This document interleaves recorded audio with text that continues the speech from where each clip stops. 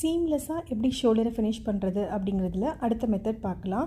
Shoulder concealing method 3. Front பார்ட்டில் already நெக்கை நம்ம வந்து கேன்வாஸ் வச்சு ஃபினிஷ் பண்ணிட்டோம் அப்படின்னா பேக் பார்ட்டில் மட்டும் இந்த மாதிரி டாப் ஸ்டிச் மட்டும் போட்டுட்டு லைனிங் பீஸ் தனியாகவும் மெயின் பீஸ் தனியாகவும் இந்த மாதிரி ஸ்டிச் பண்ணி வச்சுக்கோங்க. இப்போ நல்ல பக்கம் மேட்ச் ஆகிற மாதிரி ஃபஸ்ட்டு ஃப்ரண்ட் சைடில் மேட்ச் பண்ணிக்கோங்க. அதை கொண்டு போய் விராப் பண்ணி பேக் சைடில் லைனிங் பீஸை இந்த மாதிரி கவர் பண்ணுற மாதிரி மேட்ச் பண்ணிக்கணும்.